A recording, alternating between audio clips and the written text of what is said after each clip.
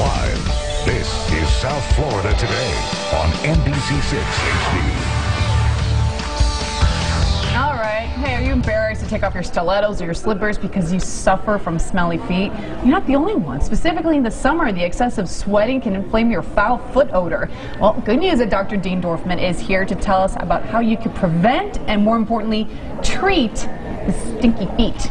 Right. Doctor, welcome. Thank you. Is this something to, this happens to, everybody perspires, right? Especially here in South Florida with the summer. So maybe there's some people think, some of our viewers are thinking, hey, what can I do? I do have this problem. So what can we do? Okay, well, there's various things you can do.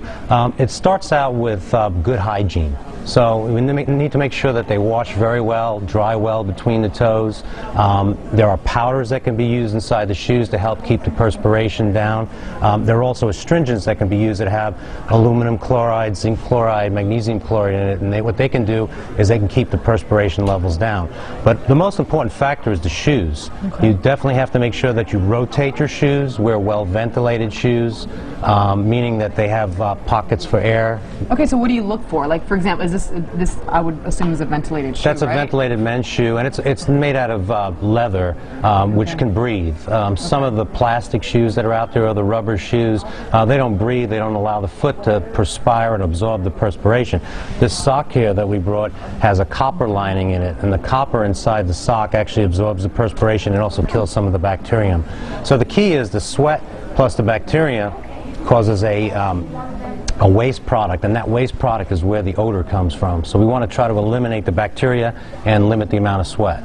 Okay, and we could do that, like you said, with the different powders and soaking solutions. Going back to the copper inside the sock, is that something that you look for on the label when you're buying socks? Because I would have never thought about that. Right, some new companies are actually sewing or meshing in copper in there, and copper's been found to kill bacteria and fungus. Fungus is another thing we haven't even touched on, but fungus can get inside the shoes and infect the toenails and the skin, causing peeling and splitting of the skin, but also discoloration of the toenails and yellowing of the toenails, which is a big problem down here in South Florida. Okay, and if that's the case, you got to go right to your doctor, right? You have to go right to the doctor. Yeah. Okay. And then I guess there's different treatments for that. That's a whole other segment. That's a whole. We can. Absolutely. Okay. Yeah. And I guess for the ladies, that pedicure often or regularly rather, that's something that they need to watch out for as well, because that was also a problem. Correct. Yeah. Not too long. Yeah. There's issues with pedicures to make sure that they're a clean pedicure and the sterility is up to snuff. Well, speaking of the fungus in the shoes, going back to that, is that where this contraption comes in? Yeah. It's called a steri shoe, and what it is, it's an ultraviolet light,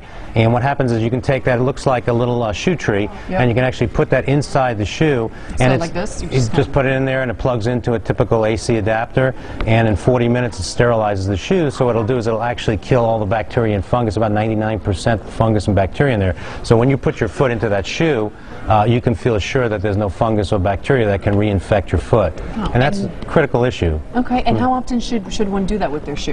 They can do it once, and then anytime they wear them, what they can do is just put it into the shoe, leave it on the shelf, let it sterilize, and then know the next time they're wearing that shoe, it's a clean, sterile shoe. Especially down here, a lot of people wear shoes without socks.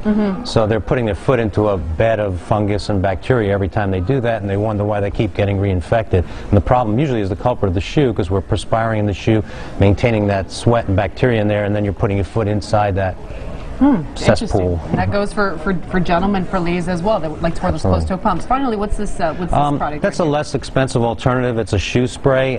That company makes a antifungal shoe spray and antibacterial shoe spray. So similar to the ultraviolet light, it'll kill a lot of the fungus and bacteria on contact. The UV light is a little bit better because it doesn't undo the glues, and some expensive shoes you don't want to be spraying chemicals inside the shoe on a regular basis. And what's the price of the UV light? They're about $129.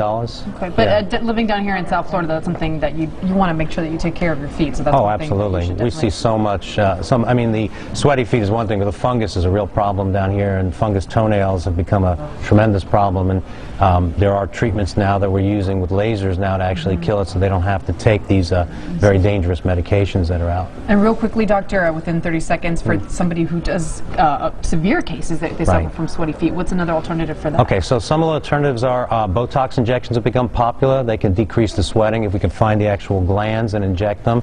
And then the nerve that comes into the feet, the autonomic nerve, sometimes it can be severed to keep the sweating from developing in the feet. So those are a little more radical procedures, but work in people that have hyperhidrosis or excessive sweating. Yeah, they might need to seek that alternative. Well, doctor, thank you so much for all of that information. Very interesting. If you'd like to ask Dr. Dorfman any other questions yourself, or send him, or if you have any questions that you'd like to direct with him personally, send him an email at Dr. Dean Dorfman at eastoceanpodiatry.com. And doctor, is there a phone number we can contact you at? Yes, it's 954-481-3525. All right, doctor, thank you so much. Thank you. Pleasure Appreciate it. having you. Thank you. Thank you so much. Nathalie, over to you.